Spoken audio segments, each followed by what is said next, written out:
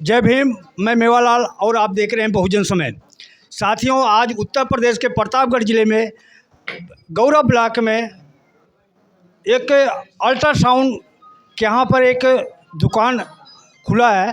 उसके उद्घाटन में यहाँ क्षेत्रीय विधायक रानीगंज के मानवर आर के वर्मा जी आए हुए थे। तो संजोग से मेरा जिज्ञासा हुआ कि उनसे भी कुछ सामाजिक और पॉलिटिकल सवाल पूछ लूँ। तो और लोग भी हैं, उनसे भी पूछूंगा कि आज देश में बहुजनों के साथ क्या हालात हैं और देश के साथ क्या हालात हैं। सबसे पहले सर आपको जय भीम। जय भीम। जय भीम।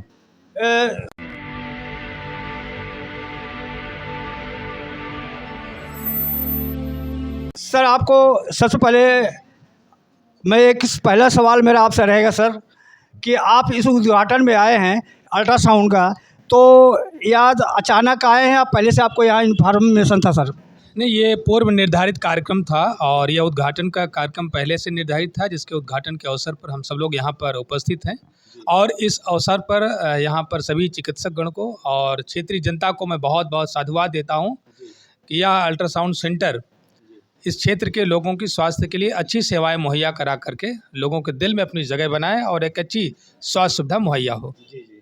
सर मैं देख रहा हूँ कि इधर या तो बादशाहपुर में है या तो इधर प्रतापगढ़ में अल्ट्रासाउंड की अगल बगल मेरे जानकारी में तो नहीं है। आपको क्या मैं सही बोल रहा हूँ या गलत बोल रहे हैं सर? नहीं, आप सही कह रहे हैं, लेकिन ये बहुत अच्छी बात है कि गाँव के इलाके में आकर के और इस तरीके से जांच का केंद्र खोलना, ये बहुत अच्छी बात है। गांव को सुविधाएं गांव के दहलीज पर मुहैया होगी, ये अच्छी पहल है। जी सर, मैं आपसे कुछ पॉलिटिकल सवाल पूछूंगा कि आज पूरे देश में मोदी जी कह रहे हैं कि विपक्ष के पास कोई काम नहीं है, केवल जातवाद और जात पात की बात कर रही है, और मोदी जी कह रहे हैं कि देश का विकास कोई चर्चा नहीं कर रहे हैं। तो आप लोग जातवाद फैला रहे हैं सर? मैं आपके माध्यम से मोदी जी से ही नहीं, ऐसे सभी लोगों से ये सवाल करना चाहता हूँ कि इस देश में ब्राह्मण क्षत्रिय वैश्य शूद्र की बात किसने फैलाई थी? और उसके बाद अगर आज उत्तर प्रदेश में देखें तो 3,447 पिछड़ी जातियाँ और 2,000 के करीब अनुसूचित जातियाँ, जनजाति की जातियाँ, ये किसने बनाई थी? आज जातिवाद की बात करते हैं। अगर मोदी जी सच्ची बात कर रहे हैं तो मोदी जी एक शासनादेश जारी करवा दें भारत सरकार से कि इस देश में अब कोई भी जाति का सर्टिफिकेट नहीं बनेगा और कोई भी जातिगत जो संकेत वाले टाइटल हैं वो नहीं लगाए जाएंगे। मैं सहमत हूँ इस बात से, मैं उनके साथ खड़ा हो जाऊंगा। लेकिन सबसे पहले अगर जातिवाद खत्म करने की बात करते हैं कि हम लोग जातिवाद करते हैं, तो पहले इसका सवाल का जवाब देना पड़ेगा कि ब्राह्मण क्षत्रिय वैश्य शूद्र की बात किसने करी थी? सर मेरा ये सवाल है कि आप समाज में जातिवाद, पाखंड, अंधविश्वास को दूर करने के लिए आप लगातार काम कर रहे हैं, लेकिन करें आप लोग अराजकता फैला रहे हैं। देखिए, ऐसा है, यह कार्यक्रम देखने के एक नज़रिया है कि जिसका जैसा चश्मा होगा वैसे दिखाई पड़ेगी। मैंने समाज के भीतर फैले अंधविश्वास और पाखंड के खिलाफ सदैव मुहिम चलाई है। जब से मैं विधायक हूँ, यह मेरा तीसरा कार्यकाल है, विधायक होने के पहले भी मैंने लगातार अंधविश्वास पाखंड के खिलाफ कार्यक्रम चलाए हैं और मैं भारत के संविधान की भावनाओं के अनुरूप कार्यक्रम चलाता हूं। बहुत सारे लोग जिनको भारत के संविधान में विश्वास नहीं है, जो भारत के संविधान को ख़त्म करना चाहते हैं, जो बाबा साहब भीमराव अंबेडकर के आदर्शों को कुचलना चाहते हैं, उनकी विचारधारा को कुचलना चाहते हैं, वो लोग ये कहते हैं कि डॉक्टर आर के वर्मा ऐसी अराजकता फैलाने का काम करते हैं। लेकिन सच बात यह है कि भारत के संविधान में जो हमारा जो कर्तव्य है, भारत के संविधान में आर्टिकल 51A जो कहता है कि वैज्ञानिक विचारधारा का अनुपालन करना, उसको फैलाना, जन जन तक उसकी चर्चा करना, जो बात कही गई कि scientific temper, humanism, social reform, spirit of inquiry, हम उस पर विश्वास करते हैं, उसको फैलाने का काम करते हैं। अंधविश्वास मिटाने की पहल मैं हमेशा करता हूं। और कुछ लोग अंधविश्वास और पाखंड की बुनियाद पर झूठे छद्म धर्म का सहारा लेकर के लोगों की भावनाओं को ठेक करके सत्ता में काबिज रहना चाहते हैं। ऐसे लोगों को मेरे कार्यक्रम से तकलीफ होती है। सर मोदी जी कह रहे हैं कि केवल देश में दो ही जातियां हैं, एक गरीब है एक अमीर है, तो आप लोग इस जात की बात की क्यों बार बार उठा रहे हैं बात? गरीब और अमीर की जाति तो ये बताना, ये मोदी जी को अब आपकी बात सुन करके, अगर मोदी जी ने बात कही तो पूरा देश शर्मसार होगा कि यहाँ पर कोई जाति से गरीब होता है। अगर कोई जाति से गरीब हो रहा है तो कितनी शर्म की बात है। अगर ये उन्होंने बयान दिया है तो मैं इसकी आलोचना करता हूँ, निंदा करता हूँ। इस देश में कोई ऐसी जाति नहीं है जो गरीबी के लिए पैदा हुई हो। इस देश में ऐसी कोई जाति नहीं है जो अपमान सहने के लिए पैदा हुई हो। इस देश में कोई ऐसी जाति नहीं है जो ये स्वीकार करे कि नहीं मैं गरीब पैदा हुआ और गरीब ही रहूँगा। लोकतंत्र का मतलब है कि जो गरीब है, उपेक्षित है, वंचित है, शोषित है, अवसर विहीन है, उसको अवसर मुहैया करा करके उसको सुख सुविधा मुहैया कराने का कार्य करना चाहिए। लोकतंत्र की ये मंशा है।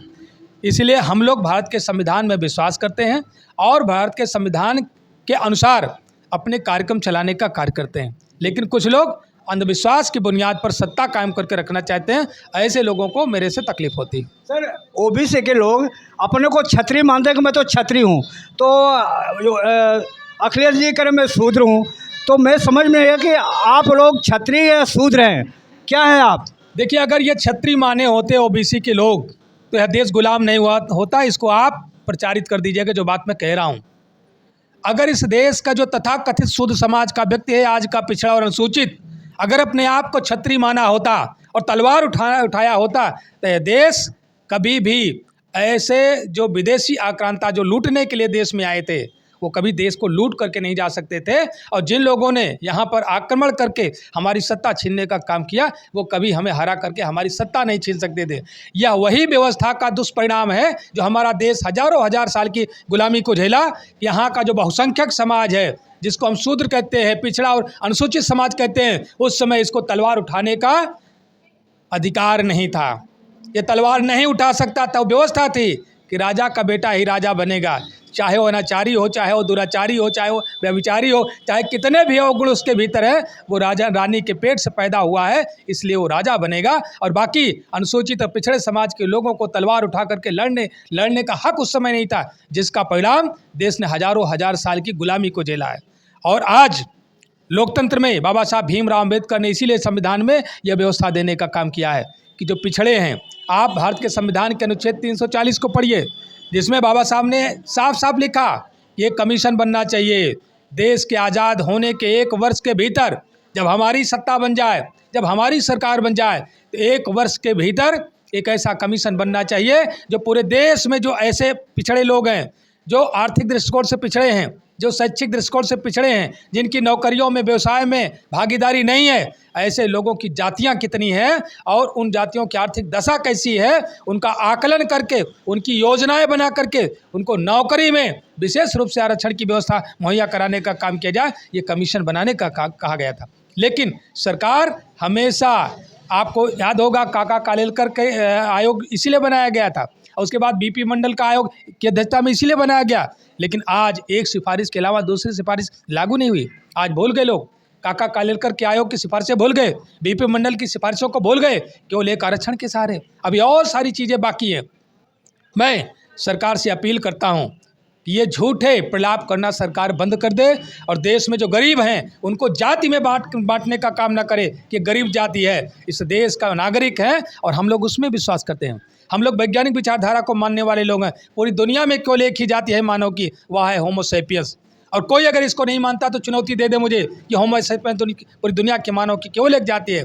जो जाति जिन लोगों ने बनाया है, अगर ये मिटाना चाहते हैं। सर, आपने कहा इन लोगों ने कौन बनाया है? जिन लोगों ने इस देश के बहुतायत लोगों को जानवरों से बदतर जीवन जीने के लिए मजबूर करने का काम किया, जिन्होंने इस देश में छुआछूत पैदा करने का काम किया, जिन्होंने इस देश में ऊंच नीच पैदा करने का काम किया, मैं उनकी बात करता हूँ। वो समझ सकते हैं। सर, अभी जो गठबंधन बने हैं, एक एनडीए और एक इंडिया, आपके इंडिया का क्या हाल चाल है? बहुत अच्छा है। इंडिया गठबंधन हमारा बहुत अच्छा है। पूरे देश में एक नई उम्मीद जगी है और एनडीए गठबंधन को हराने का उत्साह आप लोगों में है। और आने वाले 2024 के लोकसभा के चुनाव में एनडीए गठबंधन हारेगा और इंडिया गठबंधन जीतेगा। अरे, आपके राष्ट्रीय अध्यक्ष अखिलेश जी तो नाराज़ हो गए राहुल जी से, मध्य प्रदेश में तो वो सीट नहीं मिला, तो आप कैसे करें? बहुत अच्छा है। ये हमारे घर की बात है, इसको बाहर वालों से क्या मतलब है? हम लड़ेंगे, झगड़ेंगे, बात करेंगे, सीट लेंगे, सीट देंगे, इससे बाहर वालों को क्यों तकलीफ हो रही भाई? अच्छा, आप बताएं कि अभी आपके इंडिया गठबंधन में बहुजन समाज पार्टी, चंद्रशेखर आज़ाद की पार्टी और जो एससी के और माइनॉरिटी के लोग हैं, इसमें शामिल नहीं है हुए हैं अभी, तो क्या उनको अभी जगह मिलेगा कि अब एंड है? देखिए, अभी 5 महीने चुनाव है। 5 महीने में बहुत सारा बदलाव होना है और इंडिया गठबंधन के शीर्ष नेता अभी 5 राज्यों के चुनाव में व्यस्त हैं। जैसे ही 5 राज्यों का चुनाव खत्म हो जाएगा, वहाँ की मतगणना हो जाएगी, रिजल्ट आ जाएंगे, उसके बाद फिर से 2024 के लोकसभा के चुनाव को लेकर के रणनीतियाँ बनाना शुरू कर देंगे। और जो भी लोग, मैं भी एक अदना सा विधायक हूँ, केवल जो समाजवादी पार्टी का विधायक हूँ, और इंडिया गठबंधन में समाजवादी पार्टी है, और इस बिहाफ पर मैं कहता हूँ कि जो भी भारतीय जनता पार्टियों के नीतियों से दुखी हैं और जो भारतीय जनता पार्टी को हराना चाहते हैं, हमारा गठबंधन दिल खोल करके उनका स्वागत करता है। आएँ। सर, आप यहाँ क्षेत्र में घूमते हैं, अब योगी जी कह रहे हैं कि अब गुंडा राज नहीं खत्म है, जितने बदमाश थे, गुंडे थे, या तो जेल में या तो यूपी से भाग गए हैं। आपको कैसा लगता है? हाँ, आज की तारीख में सुबह जब उठ करके मैंने समाचार पत्र पढ़ा तो उसमें मिला कि एक दरोगा की हत्या लखनऊ राजधानी में हुई।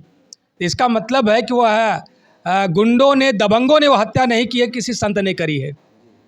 यही मान लूँ अब कि सारी हत्याएं जो हो रही हैं सारे पूरे जनपद में, पूरे प्रदेश में हैं, पूरे प्रदेश में जो हत्या हो रही, जो लूट हो रही है, अब गुंडे अपराधी सब जेल में अगर चले गए हैं तो हम ये समझ लें कि अब संत निकल करके हत्याएं और कुकृत्य कर रहे हैं। ये लूट, डकैती, छिनैती, बलात्कार, ये सब संत कर रहे हैं क्या?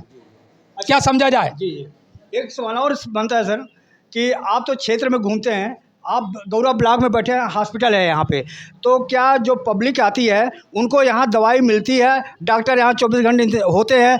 क्या हालात है अस्पताल के?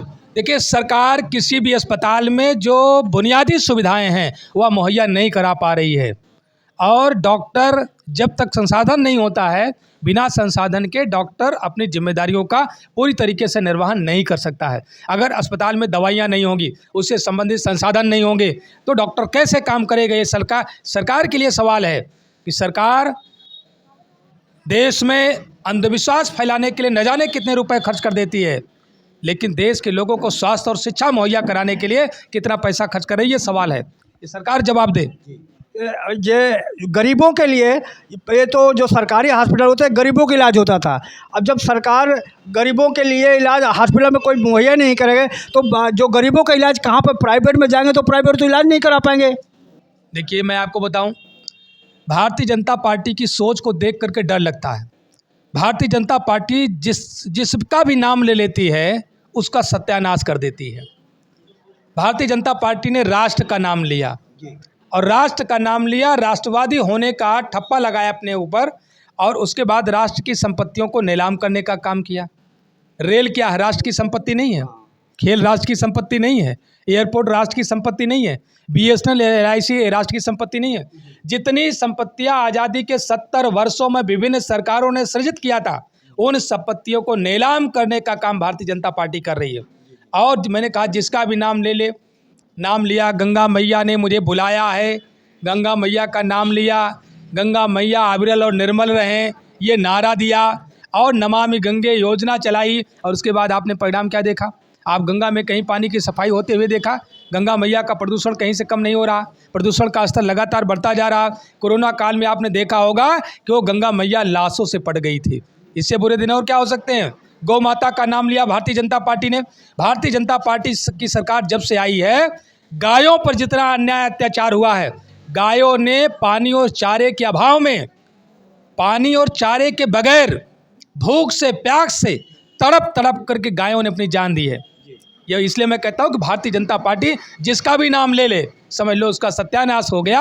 इसलिए अब गरीब का नाम नहीं लेने लगे लोग, तो हम जैसे लोगों को डर लगने लगा है कि अब गरीबों के साथ अन्याय अत्याचार होने वाला है। सर, 5 किलो राशन पे जनता खुश है, तो 24 में मोदी जी आज वो जो है करें कि हम 5 किलो राशन दे रहे हैं। और दूसरी बात, एक सवाल और आपसे कर रहा हूँ सर, कि मोदी जी कह रहे हैं कि हम पूरे देश में और मंदिर बना दिया है। अब आप लोगों को क्या ज़रूरत है? रोज़गार की कोई ज़रूरत नहीं, अब मंदिर बना के तो आपका बहुजन तो खुश हो गया है, आप लोग क्यों फड़फड़ा रहे हैं? देखिए, पहले सवाल का जवाब मैं दे दूं। 5 किलो राशन से मैं ऐसे लोगों को बताना चाहता हूं, 5 किलो राशन का मतलब क्या है? 2 रुपये वाला किलो वाला गेहूँ और 5 किलो का 10 रुपया।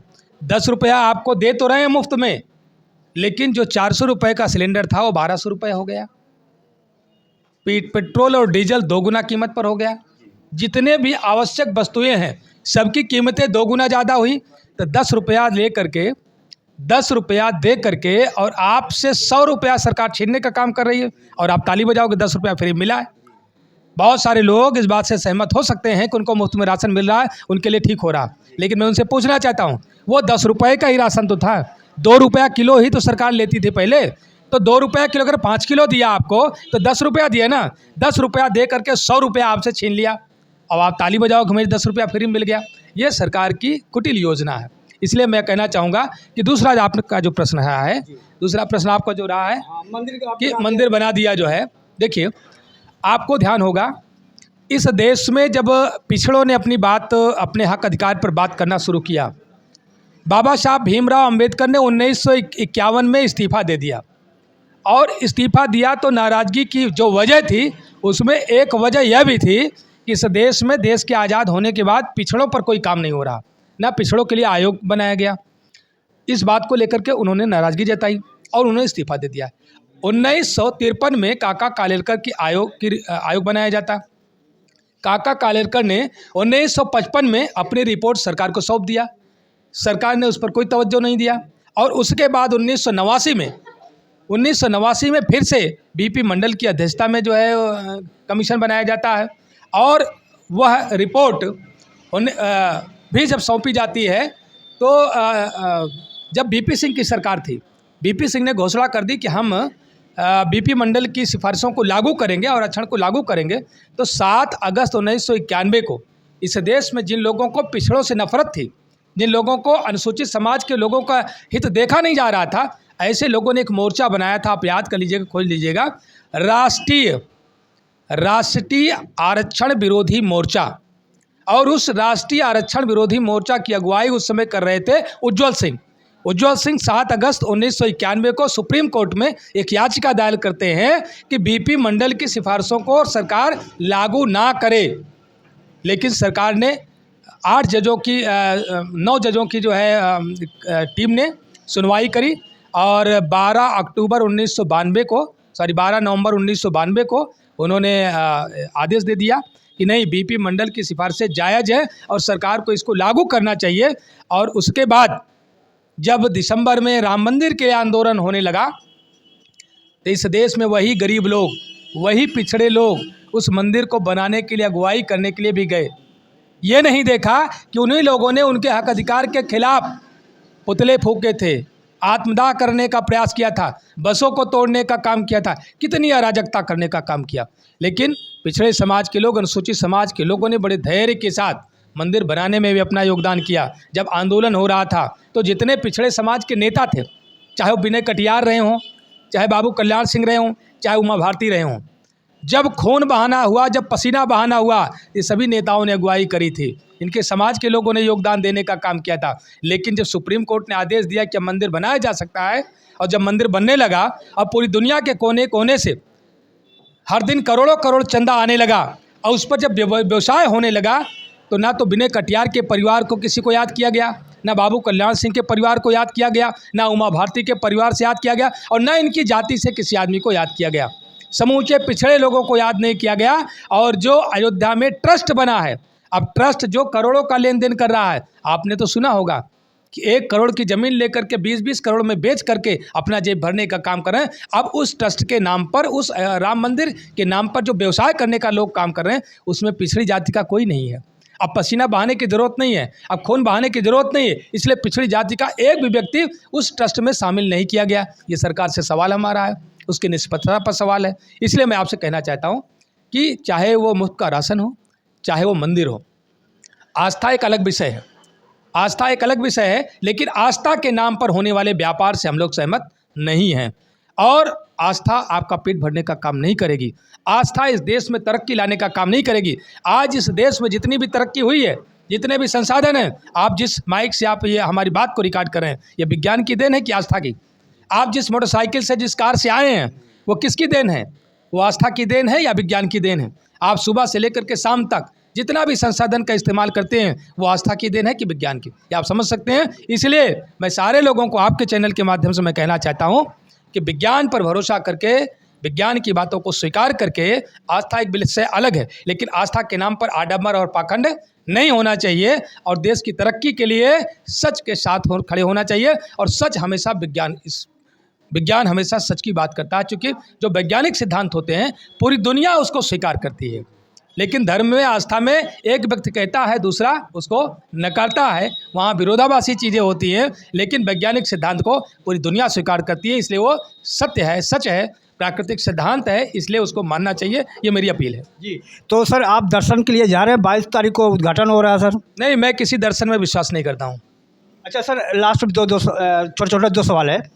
आप जिस क्षेत्र में रहते हैं, गाजी बाग से लेकर आमापुर बेर्रा में एक रोड जा रही है, तो वहाँ एक पुल बना है, तो बरसात में वो भर जाता है, तो वहाँ वहाँ की जनता का रास्ता बंद हो जाता है। उसके लिए आप क्या प्लान है, कहाँ आपने काम किया है सर उसके बारे में? उसके लिए बहुत जल्दी पुल का निर्माण होगा और शासन को लिखा गया है, और शासन का जैसे ही स्वीकृति हो जाएगी, पैसा जारी हो जाएगा, वो काम हो जाएगा। अच्छा, एक छोटा सा सवाल है सर। अब मैं एक दो फोटो दिखा रहा हूँ सर, इनके भविष्य के बारे में आपका क्या कहना है सर? ये दो युवा हैं, आप इनको पहचानते हैं नहीं पहचानते? एक है आकाश आनंद, दूसरे है चंद्रशेखर। तो इनका भविष्य क्या, दिखा दो पब्लिक को जरा। देखिए, आकाश आनंद तो सोने का चम्मच लेकर के पैदा हुए हैं, चांदी का नहीं, सोने का चम्मच लेकर के पैदा हुए हैं, ठीक है। और चंद्रशेखर एक गरीब परिवार में जन्मा हुआ बेटा है और गरीबों के हक अधिकार की लड़ाई लड़ने के लिए परिश्रम कर रहा है, आंदोलन कर रहा है, संघर्ष कर रहा है। निश्चित रूप से भविष्य उसी का होता है जो ज़मीन से चलता है और ज़मीन से आंदोलन शुरू करता है। जी, निश्चित रूप से आप समझ गए होंगे कि भविष्य किसका है। जी। बहुत बहुत धन्यवाद सर, आपने हमारे सवालों को सारे जवाब दिया। लास्ट में मेरा आपसे ये कहना है कि मेरे बहुजन समय के चैनल के बारे में दो शब्द जरूर कहें सर। आपके बहुजन समय चैनल को मेरी बहुत बहुत शुभकामनाएं हैं। आप जनता की बात को एक जनता का आईना बन करके पूरी दुनिया में घूमते रहिए, चलते रहिए, मेरी शुभकामना। धन्यवाद सर, आपसे बातें करके हमें बहुत अच्छा लगा। आप हमारे सभी सवालों का जवाब दिया। ये थे आर के वर्मा जी, ये रानीगंज विधानसभा के यहाँ पे पूरे क्षेत्र में हमेशा तत्पर रहते हैं। संजोग से आज कई दिन से मैं इनसे बात कर रहा था, लेकिन बात नहीं हो पाई, लेकिन अचानक बात हो गई। गौरव ब्लॉक में, यूपी में प्रतापगढ़ लगता है, यहाँ पे आए हुए थे। तो आप अगर इनके विचारों से जितना सहमत है, मेरा प्रयास आपको कैसा लगा, यदि हमारा काम को आपको अच्छा लगे तो हमारे चैनल को सब्सक्राइब करें, लाइक करें, कमेंट करें। जय भीम, जय भारत, बहुजन समय, प्रतापगढ़।